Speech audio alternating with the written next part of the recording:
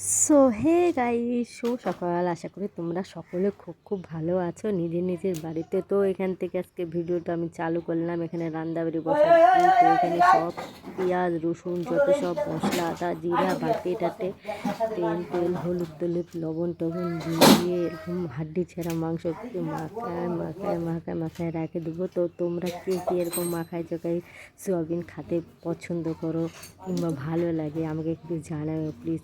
পোলট্রির মাংস এরকম খাওয়া যায় যেরকম সোয়াবিন খাচ্ছি। তো আমার মা হলো এরকম আমাকে রান্না শিখাইছে, আর এটা এত টেস্টি লাগে বলার মতো নাই। তো এইখানে আমার মাখানা চোখায় মাখায় চোখায় আমি এখন ঢাকে থবো, জিনিসটা ঢাকে তুলে কি সেন্টটা মানে ইয়ার সেন্টটা মশলার সেন্টটা বাইরে আসবে না, আরও বেশি লাগে খাতে। তো এখানে আমি সব কিছু কাটে কুটে রেডি। তো এখানে ডাল বসাই দিয়েছি, মুসুরির ডাল মানে সোমবারে দেওয়া হয়ে গেছে।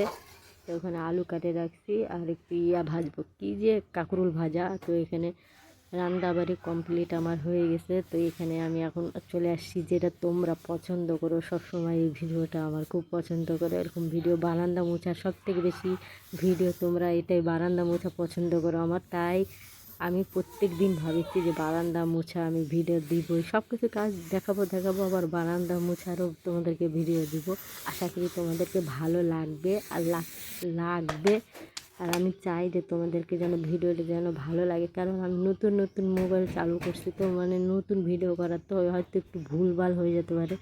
তো কিছু ভুল হয়ে গেলে আমাকে ক্ষমা করে দিও। তো ড্রেনের মধ্যে আমার বেটি হলো সব কেরিব্যাগ সব ফেলেছি। তো আমি বললাম এখানে অনেকগুলো কচি হয়ে গেছে, কচুর শাকগুলা মানে অনেকে কি খায় কিন্তু আমরা খেতে পারি না, কারণ গলা ধরে। এখন বর্ষা তো এই জন্য কচুগুলা খেতে অত ভালো লাগে না, খুব প্রচণ্ড গলা ধরে। তো তোমরা কচু যদি খেতে চাও, যদি কেউ তো আমাকে জানাও। আমার বাড়ির কচু আমি তোমাদেরকে অবশ্যই খাওয়াবো, আমার বাড়ির কচু তোমাদেরকে খাওয়াবো বন্ধুরা, অন্য কচু খাওয়াবো না, বাড়ির কচু খাওয়াবো। তো কে কে ভিডিওটা দেখতে পছন্দ করলে একটু কমেন্ট করে হবে, লাইক কমেন্ট সাবস্ক্রাইব করে দেবে।